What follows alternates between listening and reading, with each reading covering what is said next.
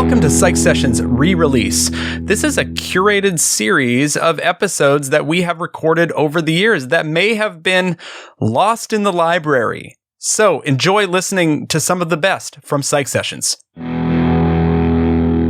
Hi everyone, this is Garth, and I am at the offices for the American Psychological Association, and I am with Dr. Lee Gurel, and it is an absolute privilege to be here with you today and to share a stage with you earlier today.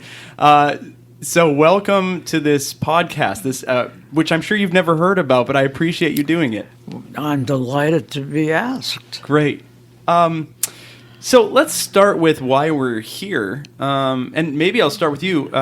You live nearby. I imagine you drove here. Yes. We live in the Northern Virginia area, this Washington suburb, and we drove in. My wife was my driver because I haven't driven since my leg went bad a couple of weeks ago, and that's what got us here at least. Yeah, and why are you here today? Maybe you can just tell us a little bit about the award, the recognition that was given today. Well, I'm honored by being here to be recognized for my work in the not usual activities of psychology. It's really my functions as a citizen that landed me here in recognition of having done things to be useful to a lot of people, specifically high school teachers. It all started with my getting the idea that, hey, wouldn't it be nice to teach psychology in high school? Well, as it turned out, that was kind of late because a former roommate of my wife's, when they were in college, was a high school psychology teacher, and she was teaching psychology. So that one thing led to another. But my interest in high school psychology was a feeling that there was room for it. And if you could take psychology in high school, as people now are doing increasingly so, you got room for other material that's relevant to a psychologist's background. My first job after my degree was at Martinsburg, West Virginia, which is about 60 miles away. And I was working there, and I had a group of student trainees who were going after their doctorates at Catholic University. And I knew that, hey, some of these kids, and I was one of them actually, some of these kids knew more about a field of psychology that I didn't know much about, my PhD notwithstanding. I specifically was missing a sufficient background in statistics. So I knew of this gentleman, but one of the really good psych teachers of statistics was working part-time at Catholic U. And so I hopped in my car, and at that point, you know, we're talking about mid-1950s, it wasn't all that difficult to drive from Martinsburg to Catholic University, take Maury Lohr's advanced statistics course, and drive back that night. That's no longer quite as easy. But what I'm getting at is that if one could study psychology in high school, you had more time when you went beyond high school to study material that you would not otherwise have time for. And I was in the position of having graduated from, as my undergraduate degree, was from Clark University in Worcester, Massachusetts. Now, Clark is not a particularly well-known school, except that it's a very highly regarded small college these days. And psychology and Clark were closely related. The first president of Clark was interested in developing the psychology teaching program, and he did so. And Clark was the outstanding teacher site for studying psychology. And we're talking now about the late 1800s, early 1900s.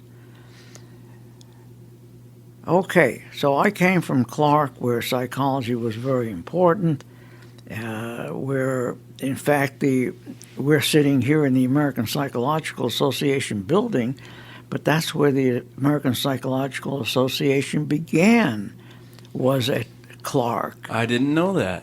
And when the students, high school teachers, students, come to Clark, they come to the room that was the office that was in the main building where Jonas Clark did his work.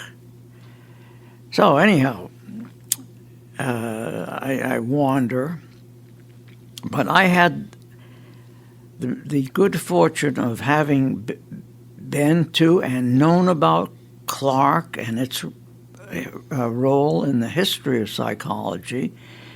And at the same time, I was moderately active in APA. I'm not an organization kind of individual, but I was interested in belonging to the Psychology Association and taking some part in it,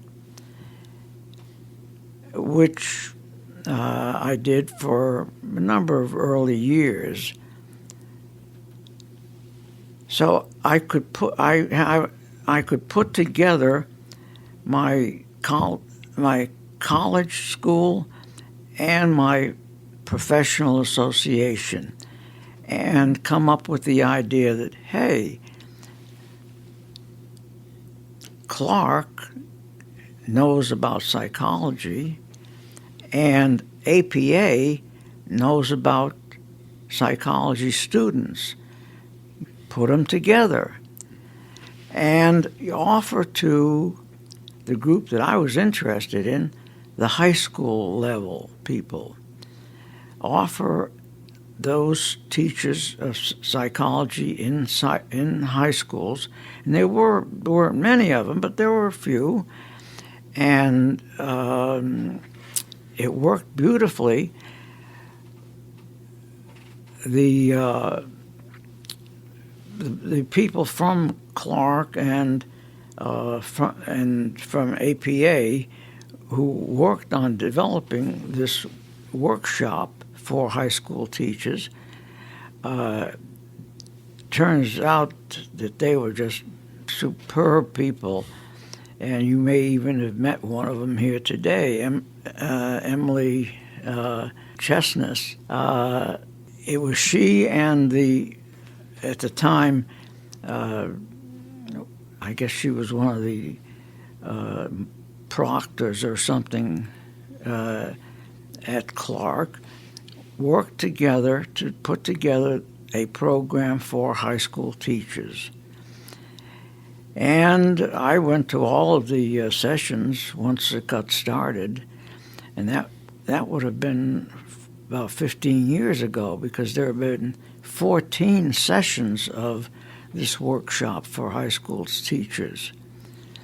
I've missed out for one reason or another the last couple of years. And that unique position benefited the people who were interested in developing teaching in high schools of psychology. There aren't many people who would ordinarily be thinking about a university to undertake such a new endeavor. But Clark, being what it was in the history of psychology, said, "Oh, sure, that's perfect for us." And they've been very good. It costs Clark, I know, a nice figure, at least for an individual. It's a nice figure to provide free board and room for the people coming to the workshop. All they have to do is show up and be educated. Yeah, it costs them nothing to attend. Is that correct? The high school teachers who come out there. Yeah. Yeah. So that's about how I got to be recognized as you were today for the work you do. Yeah, this citizen psychologist recognition by Dr. Jessica Henderson Daniel. And yeah, what does it mean for you to contribute as a citizen and as a psychologist? Obviously, you can't pull those two things apart, but what does it mean to you to be recognized for all these contributions that you've made? And the citation was great. In fact, I might start out this episode, I'll just tell you this, that I might take a picture of it and read it, because I think it does give a nice background of all the work that you've done for psychology. But what does it mean to you to be recognized as a citizen psychologist?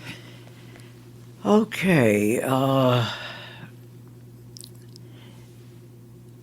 To me, it means a great deal, in part because citizenship per se is so important. I came here, I'm one of the people who are not highly regarded by our government right now. I was an immigrant. I was 3 years old, and I landed in New York with my mother January 1st of 1930. Wow. From where? Where were you born? I was born in Poland. And my father had come over to this country to, try to improve life for him and his wife. He didn't know when he left that she was pregnant with me. So somehow the citizenry, the government, this whole area is important. It became a very important part of my life. We were, of course, very, very poor. My dad came over, and he worked as a busboy and waiter at a deli, and eventually saved enough nickels to get my mother and me over here, 1930. Now, they worked very hard, and before too long, I worked with them. Eventually, they saved their nickels and got a little candy store. Is this in New York City? No, this would be in Worcester, Massachusetts. Oh, it's in Worcester, all right. Where Clark is. Uh-huh. And it just went from there. My father became a peddler. He drove through the mill towns around the Worcester area. Blackstone River that went through provided power for some of the factories that grew up there. These factories no longer exist. In fact, the first time I saw Crompton and Knowles Looms Works, where I had worked part-time, in fact, while I was at Clark, I was saddened just so much. He was an important part of my life, and the building was just totally in wrecks because they no longer built looms there. And many of the industries that characterized Worcester were falling by the wayside. So, I guess what I'm getting away from is the experience of being an immigrant and growing up in a family that was working hard to establish themselves here. This had an impact on me, and that impact was very obvious when World War II happened. When I was 17, I wanted to join the Navy. Now, at 17, you can't join the Navy unless you get a parent to sign up for you. And that doesn't sound like such a big deal unless you stop and think, well, here's this immigrant couple with their one and only child willing to sign him up to go fight World War II. But the tenor of the times was such that everybody was, almost everybody, universally so, was what we think of as proud of their country and patriotic. The other guys were really the bad ones, and you had to go fight them. Okay, so my folks signed for me to get in the Navy, and I was in for a couple of years. I know full well that the Navy did more for me than I did for the Navy. But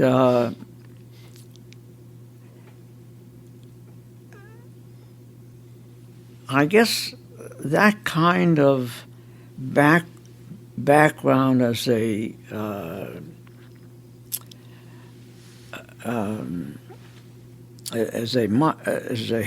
migrant is what we think of them as today, and the years of World War II and the tenor that it gave to the country, especially with Franklin Roosevelt as president. Now, we know that Roosevelt wasn't perfect, but he was certainly a remarkable president, and you just had a feeling for this country as being yours. I think that somehow in the back of my head, many heads I assume, had you feeling that you owed the country something. You weren't just here to enrich yourself. You thought about what you could do for the country that you loved. But in that, with that background, it was easy for me to look on many situations and relate to them not so much as a psychologist, but as a citizen. Now, sure, I used what skills psychology had given me, but one could help the educational efforts in the country, and that's really where most of the basis for the award today. But sometimes you could be a psychologist, and it had practically nothing to do with being a good citizen. I think, for example, one of the things that Dr. Daniel mentioned at the time, my wife had died cancer. I was single, and I was dating a woman, a Chinese woman, and went with her one time to a meeting of the local Chinese American Society. And that meeting was partly to honor 3 student compositions, and the 3 students got financial prizes. And it occurred to me that, gee, it's nice, but I felt that they gave so much money to the first prize winner and relatively little to the second and third prize winners. And I talked with those, all 3 of those at that meeting, and I talked with the parents of the third place winner, and it occurred to me later, and I cleared it with them, that is it okay if we supplement the prize money that they got, which I did. I supplemented the money for the second and third place winners.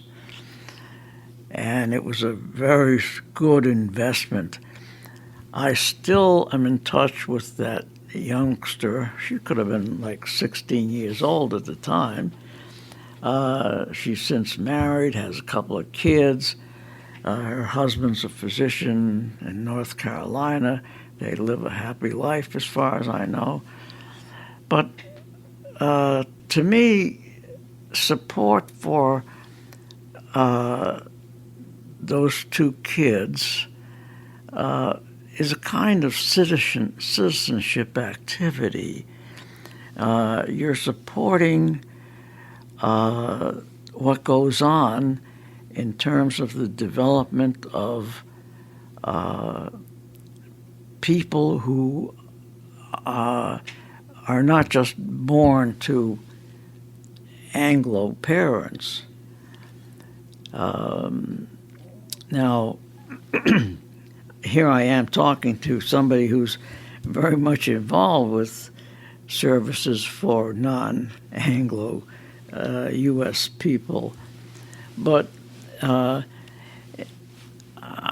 remember that partly because it's almost time again to send a Christmas card to this family.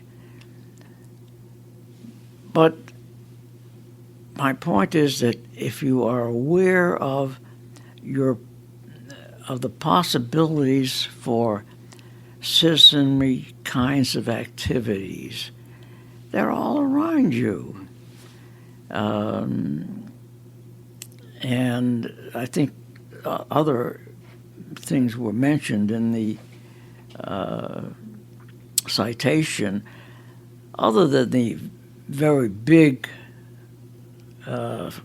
activity of supporting the work of Clark University and APA in developing this workshop for high school teachers of psych. Yeah. Well, that's where I know your name from, is because those high school teachers speak so highly. They're so grateful for what you do. In fact, I just had Maria Vita on this same podcast. Oh. And she speaks so highly of you. And yeah, I think you know her. Oh, I sure do. Yeah. Very well. She was, I think, in probably the third of the workshops that Clark and APA put on. And I worried about this kid because she looked so almost withdrawn. She was so quiet, and I wondered, hey, is she okay? Well, then there was a section of the workshop where the teacher students could present some input to the rest of the group.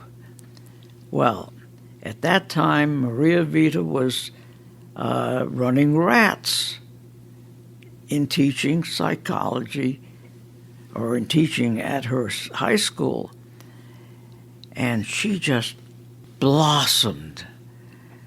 And it was amazing.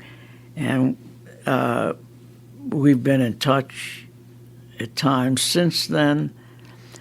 Now, she nominated you for this Citizen Psychologist That's Award, right. Is that right? I didn't know that until earlier today, by the way. I surmised that it was the case. She had asked me for some kind of biographical stuff, which I presented and forgot about it. She never said what she wanted it for, but I guess it was useful for her to have that information to suggest the nomination. Yeah, I know. When I get home, I'm certainly going to be in touch with her. Yeah, it's interesting that here you and I are given these citations for Citizen Psychologist, and the people who nominated us, for me, Linda Wolf, I'm not sure if you know her, but and for you, Maria Vita. And I know both of those folks pretty well, and I would say that they are both citizen psychologists in their own right, Yeah. which is kind of interesting. Yeah. But I know that the folks who go to Clark, I've not been. I hope to get out there someday. I'd love to see it. But they are so appreciative of what you have done in creating that and sustaining that for them. I know that they have, even now, I think they're trying to copy the model because of some additional funding they have received. Have you heard about that? Oh, yeah. Okay, so you're in the loop. Much bigger bucks than I ever had. Yeah, so it sounds like Dave Myers is going to help them out to do that, Yes. so that more high school teachers can experience this thing. Yeah. It seems really. It seems like it is kind of a game changer for high school teachers to attend there. Yes. If nothing else, there is a reward for them in being recognized and treated the way they get treated. And I had very little to do with this, I assure you.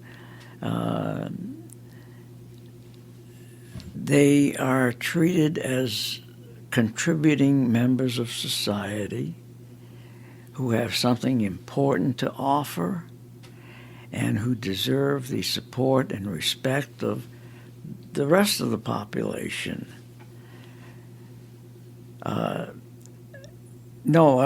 I'm delighted. It may very well be, incidentally, that sometime in the future the Clark APA workshop will die off. Entirely possible, because other people are getting interested in supporting high school psychology.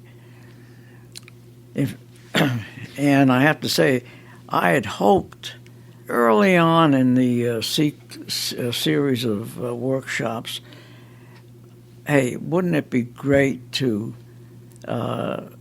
duplicate the Clark APA workshop elsewhere? And in fact, I met with the woman who at the time headed up the education office that we're sitting in. And she was supportive, but didn't have the funds for it. And one of the things we hoped would happen did. The teachers got to know one another at the workshop, and those that were geographically close to one another developed a little kernel of self-help. And that's what a new workshop like the one that's been going on, what that's going to be like. I did not go to the one in, I forget where it was now, the recent one. It was held in Utah. It was an APA-sponsored... The high school summit. Okay, yeah. Yes, that's it. The word summit keeps coming up for that meeting. Yeah. The hope that we had before there was talk of summit was that small groups would get together where it was geographically possible, and some of them started doing that. But it was all very informal, and they particularly enjoyed learning from one another. I mean, one psych teacher in high school knows something that the teacher down the road doesn't know about, and they trade and learn from one another. And that now is going to, with the money that Dave Myers contributed to APF, that will help to develop the kinds of workshop experiences that hopefully would go beyond what Clark had to offer. Well, I hope that Clark stays around for a long time. But I do hear what you're saying. There is now support that wasn't there 15 years ago when Clark started. What was available for high school students back in 2000 or whenever you were starting to think about Clark? You mean what was available to them? I'm sorry, for high school psychology teachers. Teachers, yes. There wasn't very much in the way of formal assistance. Now, those who wanted to go on and get an advanced degree, get their master's, and a couple of them, like somebody that was here today who's been active in the psychology teacher group, Amy Feinberg. Oh, Feinberg, yeah. I mean, she, for example, is an example of somebody who could mobilize some people locally, and they could get together informally. And those groups did spring up, and they learned from one another. There wasn't any structured kind of workshop or educational trade-offs in those early years. This would have been like, 20 years ago. Mm-hmm.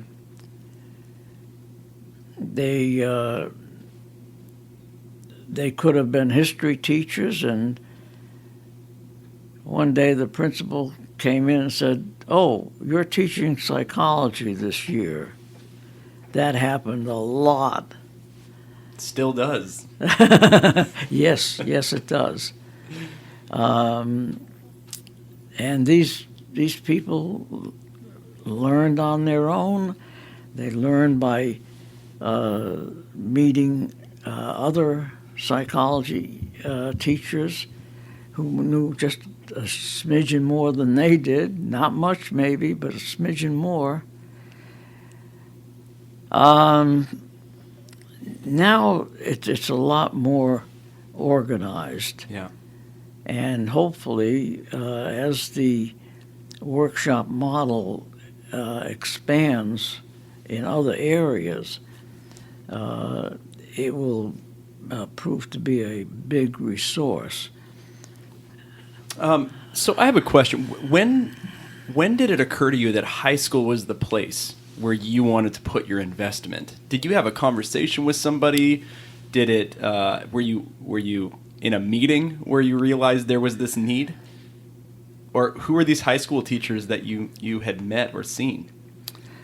Okay, there was only one high school teacher that I knew even reasonably well. She had gone to college in Virginia with somebody who was actually teaching psychology in high school. And at one point when I said to this woman, "Gee, wouldn't it be nice if they taught high school and psychology, taught psychology in high school?" And she said, "Lee, that's what I do for a living." She was actually one of the few psych teachers around. Of course, this was in a Northern Virginia community, which is pretty advanced. And that just stimulated me to think, hey, wouldn't it be nice if other schools could get psych teachers going? And what motivated me, I was telling somebody earlier today, was my